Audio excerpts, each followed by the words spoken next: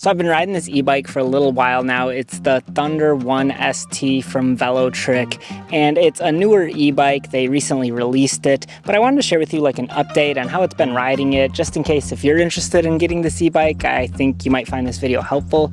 I'll put a link to the bike in the description below so that you can check it out for yourself, but let's share with you what it's all about. So I would share with you how many miles I've put on this bike, but that is one of the drawbacks with this, is it doesn't have a front screen that's integrated into the e-bike. So I don't know how many miles I've put on this bike. I don't know how fast I'm going when I'm riding this bike. Unless you have an app on your phone that you track those things separately, you won't know just with the bike, because it has a phone holder here for your phone, which is really cool and nice. I always put my phone on there and like listen to music when I ride, but I never know like how fast I'm going. I don't know how much miles I've put on this thing. So those are some of the things to consider, is that this doesn't actually have a screen up here that usually displays all that information. Now, as I've taken this e-bike out more and more, something I realized is that this is a very eye-catching e-bike. It looks really sharp and nice, and I think this color like pops.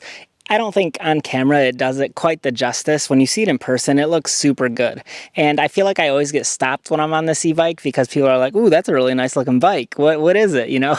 And so people will stop me more often when I'm on this compared to one of my other e-bikes that's just like flat black or something. This just tends to stand out a little more. I think it's cool that the battery is integrated into the frame, but to me, it's not quite as functional as the batteries that I can take out and bring into my house. To me, where I live, that is really crucial and important, because I typically keep my e-bikes out in the garage and I like to take the batteries in when it's too hot, like a day like today. I don't want to fry my battery and leave it out in the sun all day or in the garage where the garage gets pretty hot. So I'll typically like to take my battery inside, but on a bike like this, I can't take it anywhere. It's just embedded into the bike. Now, I used to think, man, I bet a lot of other people have the same struggle, and that could be true if you're someone who has a garage, but then something else I started considering about a bike like this is I think this e-bike is probably suited best for people that live in the city. And so if you live in the city, I don't know if they have a garage to store their e-bike or anything. They might actually have to bring their bike inside the house. And so in a scenario like that, it's probably fine because they got to take their bike into the house anyways. So the fact that the battery's integrated into it is probably not a big deal for most people that ride this e-bike in the city.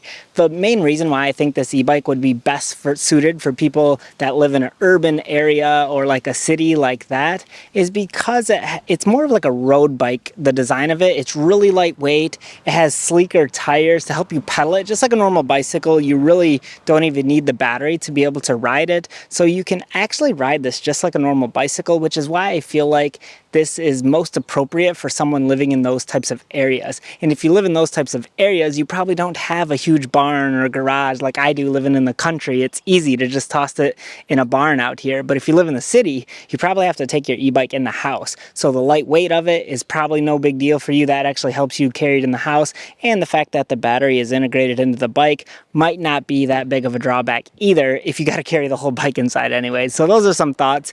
For where I live, I personally like when I can take out the battery. It's way more functional living here in Michigan, but for other people, this e-bike might be fine the way it's designed. The other main update that I have for you that I really wanted to talk about with this e-bike is the way it rides. To me, this rides a little bit unique compared to my other e-bikes. So the other Velotric bikes that I own, this one to me is a little more smooth in the way it adapts to how hard you're pedaling or how light you're pedaling. If you pedal lightly, it's not going to give you that much assistance. If you pedal harder, it's going to give you more assistance, and that's because this has a torque sensor in it.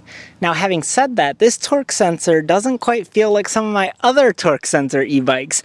This feels a little bit differently. So what do I mean by that is this e-bike, when I initially start pedaling, it gives me power and it's like, whoa, there it is, there's the motor, and then it cuts it out. So if you're pedaling lightly, it'll, whoa, there's the motor, it gives you power, and then it kind of just softens up on you to match how hard you're pedaling, which is a little bit strange compared to some of my other torque sensors. If I pedal lightly, the e-bike just stays lightly and it slowly, gradually builds power. This one, the initial boost of power, it's like in the very front of the motion when you take off. You just feel that the motor kicks in and then it kind of adjusts to how you're pedaling. So that's a little bit different about this e-bike that I've noticed compared to my other torque sensor e-bikes. But like I said before, this is more adaptable than my regular cadence sensor e-bikes, like my other two Velotric e-bikes.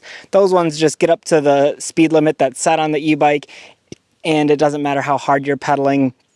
This one, it's more adaptable to how you're pedaling. So you can be in pedal assist level 5 and still pedal really lightly and go slowly. But as you pedal harder, then it's going to give you more assistance. I don't know if anyone else notices that when riding this, but it does feel just a little bit different than some of my other torque sensors. So I don't know. That's just my perspective. I think you got to ride it to understand what I'm talking about, because it's just a little bit different, but it still rides fine. I actually find the pedaling to be very smooth with this thing. I feel like it just glides across the pavement. It feels really nice, honestly. I always enjoy taking this e-bike out. And although the seat is a little skinnier and slender, it's more of like a road bike type of feel, it still is very comfortable. And I love the hand grips on these things. This one feels great, perfect size, perfect comfort. I love the paddles that come out.